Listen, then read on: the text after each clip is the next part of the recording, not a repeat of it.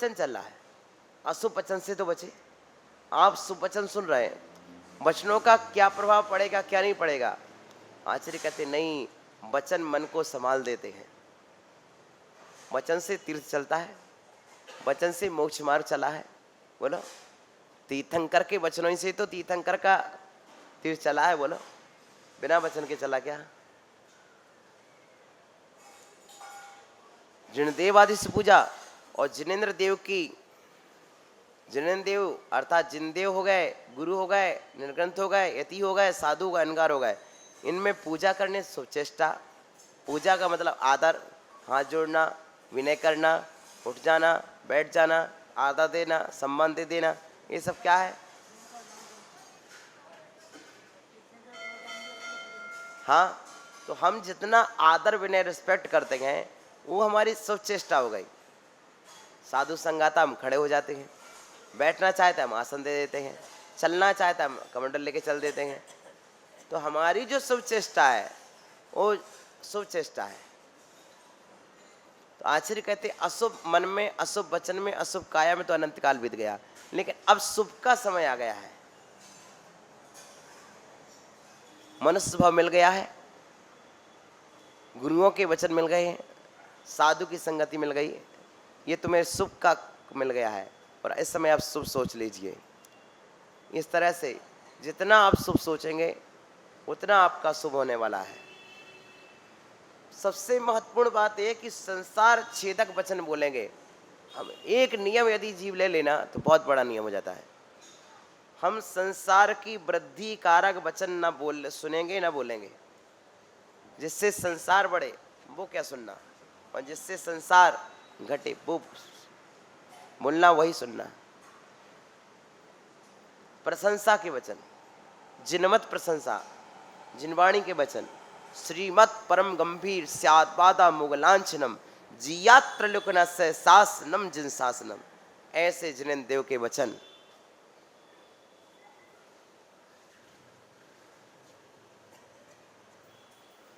हमें बोलना है, पर इतना ही ध्यान में रखना है, इतना ही ध्यान में रखना है कि हमारा एक एक वचन,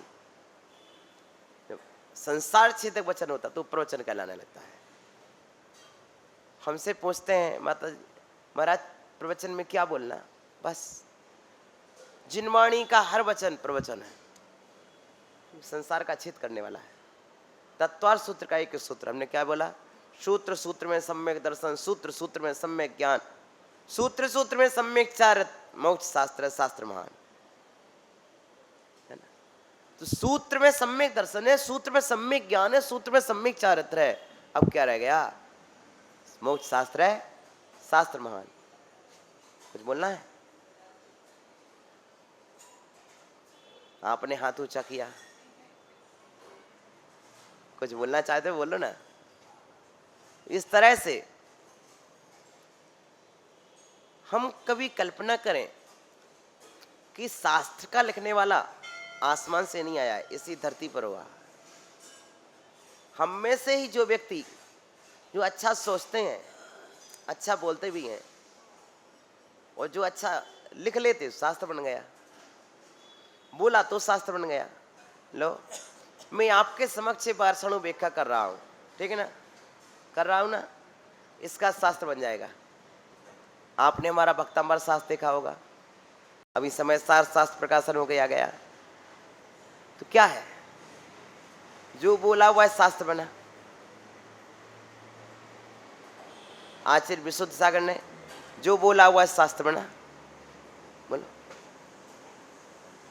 वह मत बोलो जो शास्त्र में ना लिखा जा सके। समझे? ये सोच के बोलो कि ये बोल मेरा शास्त्र में छपना है, ये बोल मेरे चैनल पे आना है, पूरी दुनिया को सुनना है। जो जब तुम्हें अपनी एक फोटो खिंचाते हो तो चेहरा कितना स्वीट, वाह! क्यों? ये अब अभी तक का चेहरा किसी को पता नहीं पड़ता, लेकिन फोटो खिंचाएंगे तो फोटो तो 4 जन देखेंगे ना, तो हम चेहरा को ब्यूटीफुल बना लेते हैं। यानी ब्यूटीफुल बनाना हमारे हाथ पर निर्भर था ना। बोलो, चेहरे को ब्यूटीफुल बनाना जब हमारे ऊपर डिपेंड करता है, तब फिर अपने विचारों को ब्यूटीफुल बनाना है हमारे पर डिपेंड है ना। लेकिन कब बनाते हैं? यदि किसी का चेहरा अच्छा बनाना तो उसके सामने कैमरा, यदि हमारा अभिषेक भैया जरा कैमरा घुमा दिया कर प्रवचन में बीच में, तो सबके चेहरे गिल्लड हो जाते हैं। हा? कैमरा आया कि चेहरा प्रसन्न हो गया। उसी तरह से यदि आपके वचनों की रिकॉर्डिंग होने लगे तो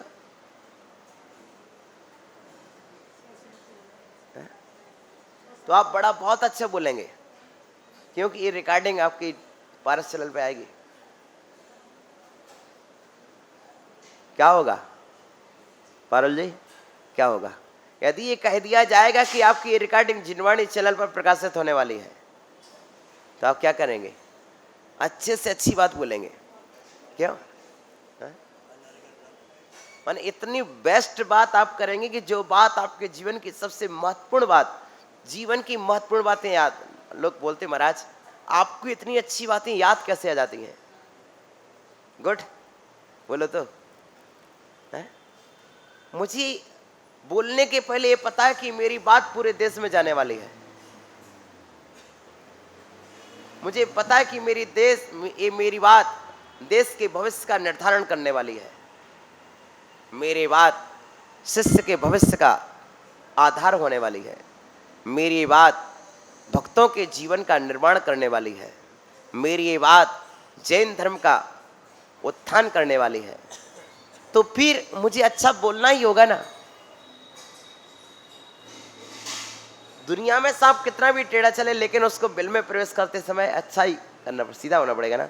उसी तरह तुम दुनिया में कुछ भी बोलो, लेकिन जब तुम्हें ये पता पड़ जाए कि तुम्हारी ये बात दुनिया में सुनी जाना है, तुमको अच्छा बोलना ही पड़ेगा। इसलिए अच्छा बोलना हो तो माइक रख के बोलो, रिकॉर्ड करके बोलो, अच्छा बोलना सीख जाओगे।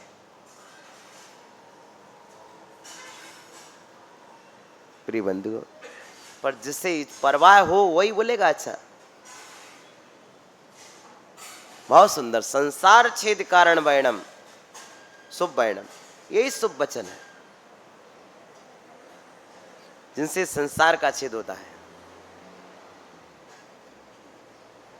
पर निंदा ना मुंह से निकले, मधुर वचन बोलूं, हृदय ताराजू पर हितकारी, संभाषण तोलूं, आत्म तत्व की रहे भावना, भाव विमल भर दो, मेरा अंतिम रण समाधि। बस संसार छेदक वचन, संसार वर्धक नहीं बोलना है।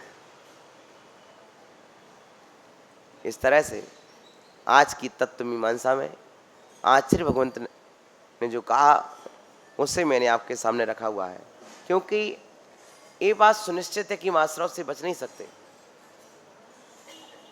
ये तो सत्य है ना, आश्रव से नहीं बच सकते, ये तो सत्य है। पर इतना तो भी सत्य है कि अशुभ आश्रव से बच सकते हैं। भाई